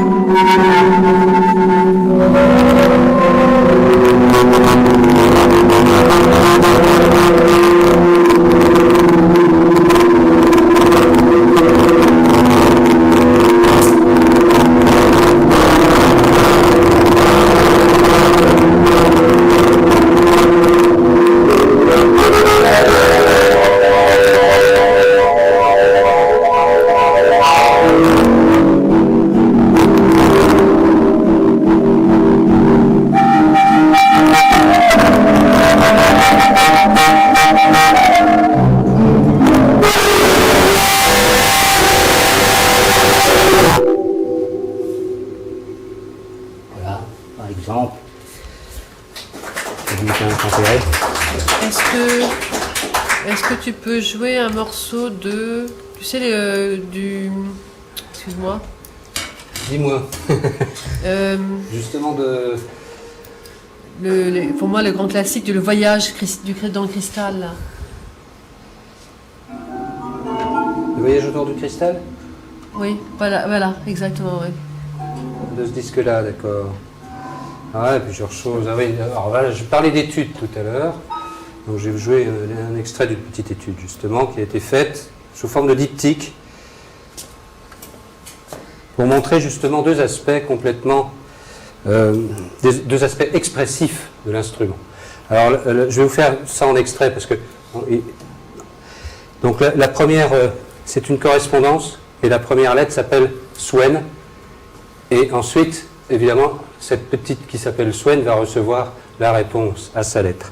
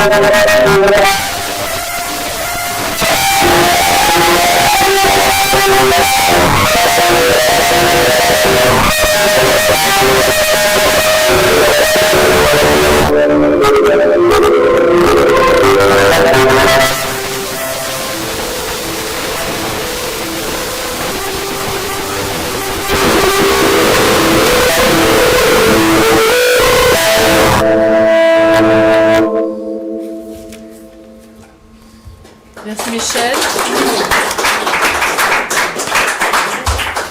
Alors, je vais me permettre de citer Bernard Bachet qui, il y a des années, m'avait dit, tu l'as sans doute oublié, notre art, notre but est de faire comme les vitraux qui enseignent, diffusent la lumière et transfigurent le quotidien. Nous voulons notre art pour tout le monde et pas pour un marché. Et au sujet de l'art du temps, les gens que les officiels choisissent ne sont pas nuls, mais ils ne sont pas au service d'un art en rupture. Celui qui est en rupture est tout seul, mais c'est un choix de vie. Voilà. Donc je vous remercie, Bernard Bachet, et donc on va faire tout notre possible pour écrire un livre dans le cadre des actes d'art et art, où vous aurez aussi des illustrations qui expliqueront toute l'histoire et le travail de recherche de Bernard Bachet, de François, et il y aura sans doute une partie pour Michel. Voilà, je remercie donc Bernard Bachet, Michel Et nos autres collaborateurs, et tous les autres collaborateurs. parce qu'il y en a d'autres. Et ils sont nombreux, de plus en plus. Merci, et on se donne rendez-vous pour le prochain Art et Art, qui est, je crois, le 21 février. Je vous remercie beaucoup. Merci. On remercie Lise. Merci Lise. Après Bernard. Tiens, bonsoir. Tes CD. Le mieux, c'est que j'aille tout voir un dimanche et que comme ça, on scannera tout et je te rendrai tout après. Scanner tout dans la journée.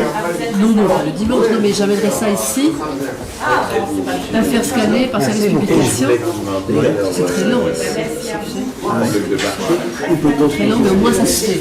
On m'a dit qu'on avait trouvé la FNAC il y a pas longtemps, notamment dans le début, mais ou alors directement avec moi, parce que j'achète moi aussi avant les entreprises, pas ceux qui sont distribués. Alors, moi, il me donne de quoi de faire Ils ne prennent pas. travailler, quoi. Ils ne prennent pas d'ailleurs. Deux qui Tu sont sur cherches la la boîte, c'est ça? maison de disques française. Elle a dû la ranger. Oui, j'en ai entendu parler. Michel, tu as dû... Ma mémoire me trompe, peut-être c'était une illusion. Il me semble vous avoir une fois à Ah non, c'est toujours possible, oui. Oui, hein. Ah oui, tout à fait possible. Non, quand même pas. C'est-à-dire qu'on en reste plus aujourd'hui. L'autre jour, c'est vraiment bien parce que maintenant, François, très très bien, tout ça, ils avaient fait vraiment bien. Non, c'est vrai, c'est pas. Mais manque toujours la sculpture dont on doit parler. Vraiment par rapport à un ensemble de choses qui me semblent Quand on doit parler, parce que l'autre jour, quand on a fini, il manquait la sculpture. Et là, finalement, elle a dit on va en parler. On n'a pas parlé, mais vous l'avez vu. de leur travail. mieux pour Ben alors, c'est l'essentiel. Mais c'est vrai que des choses comme ça, qui Il va sont par falloir que exemple j'y aille parce que très j'ai françaises, Antoine tout seul et Pierre n'est pas là, il faut que c'est j'aille. vraiment du cocorico. Mais je voulais confirmer que je viendrai jeudi matin. Est-ce que Cette semaine? oui, après-demain. Je crois pas que j'ai quelque chose. Oui. Écoutez, je vais le noter ça. D'accord. Est-ce que si je viens à 10h, c'est bien? C'est un peu tôt, non? Ça va? Comme ça, je resterai que la matinée et après, je partir là. Non, pas du tout. Je parlais vraiment de l'instrument. Non, absolument. Oui. Alors, c'est que j'ai pas été suffisamment clair tout à l'heure non plus. Je parlais de l'instrument. Parce que, par exemple, en France, on pourrait imaginer qu'un tel instrument, quand on sait qu'il n'y a qu'un instrument qui est siècle, voire qui est siècle inventé, piano, saxophone 1840, ou d'un siècle après, et cristal 1950. Donc, c'est quelque chose, et c'est tellement rare dans le monde de la musique, et ça concerne le monde entier, on aurait pu se dire, les Français, les médias, ou je ne sais pas quoi, les pouvoirs culturels, vont quand même essayer de montrer que là, il existe vraiment. Non, parce que je crois que quand quelque chose de profondément culturel s'installe, je eh bien, il faut pars le de temps de sa Paris, il culture. faut sortir